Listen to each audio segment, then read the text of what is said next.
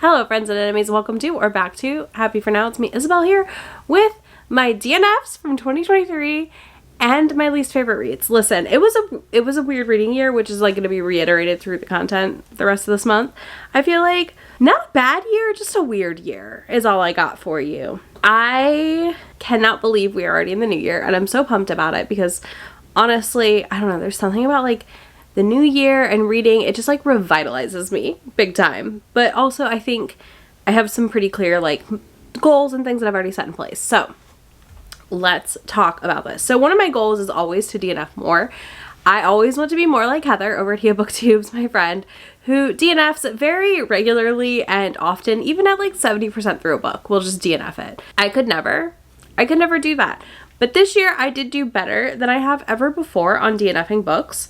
A couple of the DNFs I'm going to share, well, one of the DNFs I'm going to share is definitely one that I may return to at some point when there's an audio available because I want to read the rest of the series, but we'll talk about it. But yeah, let's talk about the books I DNF'd in 2023. So first up, we have A Soul to Heal by Opal Rain. I loved, and I mean loved, A Soul to Keep. I am never opposed to an unlikable heroine, and something about A Soul to Heal, for me, the opening, the way the characters were, just was not connecting for me the same way A Soul to Keep did. It wasn't pulling me through the story in the same way. I don't know if I was too close to having just read the first book in this series and that was why, or what. I know a lot of people struggle with this book. I'm currently holding out because we did get an audiobook for A Soul to Keep finally, so I'm hoping that means we'll get an audiobook for this one. I will pick that up and I will try the book because I do think I would enjoy it for the most part, because again, I love an unlikable heroine. I like that she's struggling with depression and some of the stuff, but I just also, maybe when I was trying to read it, wasn't in the place for it, if that makes any sense. I think that makes sense. You know, sometimes you pick up books and it's just not the right time. And this is a book, like I said, it is a DNF, but it is a DNF I may return to and try again. Because it just wasn't what I wanted at the end of the day. Next, we have Cassiel's Servant. This is the retelling of Kushil's Dart via Jocelyn's POV. And I wanted to love this because there's a strong thing about the Kushil series that the first book that I've read, and I've read some of the second book. I'm finishing that series this year, at least the first three. They imprinted on me in a weird way, that first book. And I think that had I not have reread book one and then read this, I would have enjoyed it more. But I also just found that he was a character that didn't need his own story. I know some people loved it and I'm so happy people did. And maybe I'll revisit it one day and it would work for me. But right this year, like last year, it was not working for me at all. And I just found it really draining to try and read. So I did DNF it because I wasn't going to put myself in a slump. Next, we have Sweet Vengeance. This is a book that I wanted to love, and I still would possibly revisit at some point. I do want to read more from this author, and I'm going to read more from this author. This book is really dark. It is a monster demon type book, and it is very dark. And I'm always looking for new to me authors writing these kinds of books with demons and monsters. And I think for me, the hard part here is there's a lot of content warnings on this one. And I went in knowing a lot of them, and like, I just found it to not work for me very quickly. I was not super engaged by the story. I was mostly stressed out by what was happening at the beginning of the book. So that wasn't carrying me through at the end of the day. And I did DNF it. I do think this is, again, an author that I could see myself liking a lot of other books by. But I just, for whatever reason, Sweet Vengeance was not for me. And a lot of people I know that tried to read it also had similar issues. So I'm just like, and I know some people that loved it too. So it's nothing against this author in any way. Because again, I want to read more from them. But I was it was not clicking for me at all when I tried to read this earlier this year. Next, we have Loving Her. This was part of the Lesbian Classics. And I'm so glad I DNF'd this.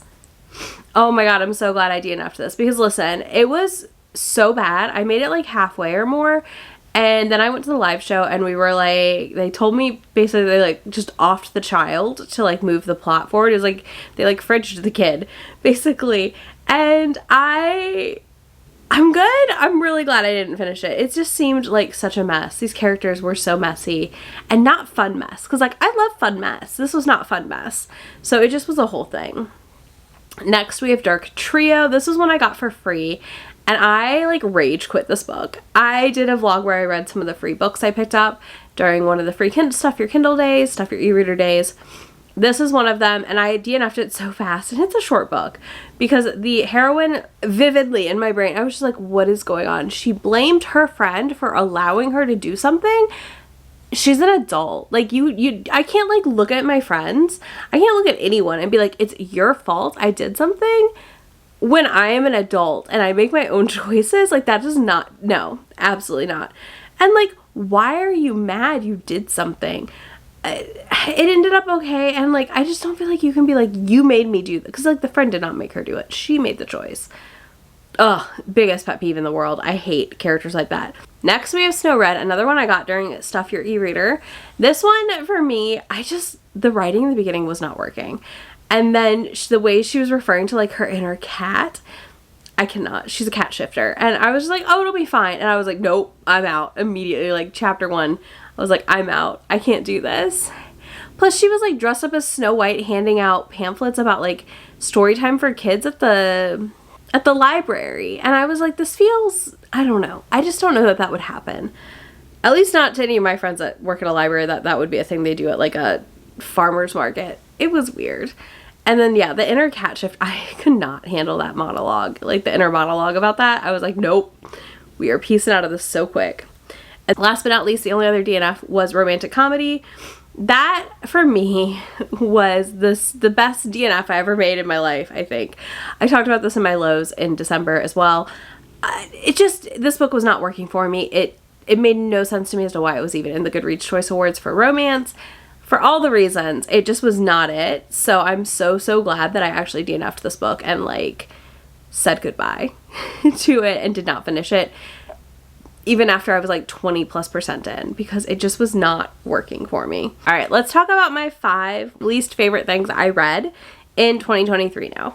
Obviously, if you loved these books, I'm happy for you. These are books that did not work for me and books that I just wish I had DNF'd, which is why we pair these things together, right? So first up, we have Wisteria Society of Lady Scoundrels. I pushed through this, unfortunately, and I'm so mad because I really wanted to like this book. I was a big fan of the steampunk romances back in the day, so this to me had a lot of the makings of those things I loved in those books. But I felt like the plot was nonsensical at the end of the day. I think that the story just for me did not work at all. And I just didn't love how it all played out overall. And I think that for me, at least, it just didn't deliver on historical or steampunk enough to like be as enjoyable as I wanted it to be. I don't know. I know like my mom liked it, and I know other people that liked it. It just really did not work for me, which is always like the worst. I hate when it happens, but it's just how it is, you know? And because of that, I obviously just like kind of wish I DNF'd it, but I didn't. And it just was such a disappointment. Next, we have Assistant to the Villain. This is one that I'm sad I didn't like, because I like the TikTok skits that this girl does about being the assistant to the villain. They've been cute. They're funny. I don't think they translated to this book. I know some people are like, if you liked that humor, you'll like the book. I disagree. I don't think it translates. I think the fact that she has never written a book before, and it was her first book, and it came out via Red Tower, which has some questionable practices in their publishing, and I don't think gave her enough like developmental edits and other things she needed to make the story better. I just don't think it worked. Like, I just do not think it worked. At the end of the day, I picked this book up early because I was able to pick it up on the shelves early and started it, and it took me forever to finish, and I just was so bored. Like, this should have been fun. Even as a closed door, like, slow burn romance, this should have been fun. And it just did not deliver on fun in any capacity for me. It truly felt like reading a not great YA book from, like, back in the day, like, existed more. And not, like, the fun, like, campy ones. I mean, just, like, one of those ones that you would have just picked up because it was there, and then you were like, but you just kept reading it because it was there. That's how it felt to me. But this, I just think, like, the romance wasn't that believable. I felt like not realizing who he was weird. Like, there's just so many elements of this that did not work. And I'm, like, not opposed to, like, the villain's hot thing, right? Like, I like to read villain books. I don't not enjoy that. So for me, like, that element I was already in on and ready for. But I just think, like, I don't know, some of what was, like, attempts to be cute and quirky were not, it was not delivering. All right, next we have the only one on this list. I was good. I did keep my list down from all the ones I read for Goodreads videos, because those all count towards this. Any of those that I hated, but I was like, we're not going to include like Coho and all the other ones I read earlier in the year for this, because there's no point. There's no point. Y'all don't need that. But I did have to include this one, which is in the most recent Goodreads video, and that is Things We Hide from the Light. Listen, I didn't hate the first book in this series, Things We Leave Behind, Left Behind, whatever, the first one. I didn't hate it. Okay, like I was left kind of curious about how book 2 would be, even though it was a cop. Like I was also not super interested in that element of it, but I was still kind of curious, right? And I'm still curious for book 3, even though I know I'm probably not gonna like it. And I feel like book 2 doesn't feel like the same characters we met in book 1 in any capacity. Like I don't feel like they're the same people. At least our heroine, she was not the same person, Lena. And I felt like, again, Lucy needs to edit her books down. I know some of y'all love these 500-page contemporaries, but you are not Mariana Zapata, and you aren't dragging me through enough of a slow burn to justify a 500-page book. I don't want it. Like, I just do not want that. I am so frustrated at the amount of ridiculously long contemporaries these days that I feel like give me nothing. And that is what this book gave me. Absolutely nothing. It was misery. I finished it out of spite to an extent, because I just was like, I have to know. And I'm glad I did, because I'm ready to read Sloane and Lucen's book. Is that his name? Whatever the fuck his name is. I'm ready to read the 3rd book in this series and say goodbye to Lucy Score. Like, we are done after that book. I will not be reading another Lucy Score. So there's that. All right, and then I have my 2 bonkers reads that I want to like highlight as like lows for the year, because I love a bonkers book, okay? And I'm gonna tell you when a bonkers book is worth the read. But these 2 are 2 that I like tell people kind of to read as a joke now, but I'm also still kind of like, what on? And there's different reasons for why they're low. So first of all, we have Seduced by the Pumpkin Spice Latte. It's not that this one is so bad that it's a low. What is a low on this one for me is how the pumpkin spice worked. The authors watched my video and commented. It was really sweet. So this is no hate to them, okay? But like, why was that the choice made without spoiling it? I kind of wanted a different choice made. I wanted, but this was also written in 2015. So like, was that choice really a thing people had in mind? I don't know, but I did want more of a sentient pumpkin spice latte thing to happen, and then what happened. So there's that. And then last but not least in the bonkers category is Stuffed by the Were Turkey, which is like so bad. I tell people to read it. It's 13 pages. So like, I don't feel bad when I'm like, read it if you really want to experience this, but like, he literally transforms into half a man with still a turkey head, and she's just like, yeah, sure, let's like, what? Ma'am, are you okay? Because I don't think you're okay.